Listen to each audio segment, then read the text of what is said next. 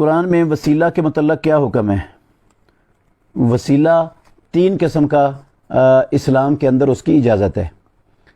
بندہ اپنے اللہ کے نام اور صفات کا واسطہ دے کر، وسیلہ دے کر صدقے اور طفیل سے اللہ رب العالمین سے مانگ سکتا ہے۔ نمبر 2، اپنے نیک اعمال کا وسیلہ، واسطہ، صدقہ اور طفیل اس کے ذریعے اللہ سے مانگ سکتا ہے۔ جس طرح وہ 3 بندے، صحیح مسلم کی حدیث ہے، غار میں گئے تھے تو انہوں نے تینوں نے اپنا اپنا نیک عمل پیش کیا تھا اور اللہ نے ان کو نجات دے دی تھی۔ اور اس طرح قرآن میں اللہ نے فرمایا اپنے بندوں کی تعریف کرتے ہوئے کہ وہ دعا اس طرح کرتے ہیں، ربنا اغفر لنا ولإخواننا الذین سبقونا بالایمان، ربنا اننا آمنا فاغفر لنا ذنوبنا، اے اللہ ہم ایمان لے آئے اور اس ایمان کے صدقے ہمارے گناہوں کو تو معاف کر دے۔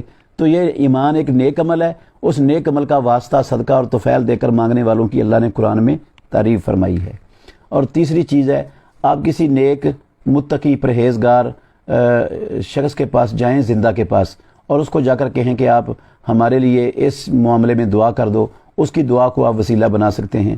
ان 3 چیزوں کے وسیلے کے علاوہ کسی اور چیز کا صدقہ، طفیل، واسطہ، وسیلہ، کسی شخصیت کا، عزت کا، حرمت کا، ذات کا، یہ نہ کتاب اللہ سے ثابت ہے، نہ پیارے پیغمبر کی سنت اور حدیث سے ثابت ہے، نہ صحابہ رضوان اللہ علیہم اجمعین میں سے کسی ایک صحابی سے ثابت ہے۔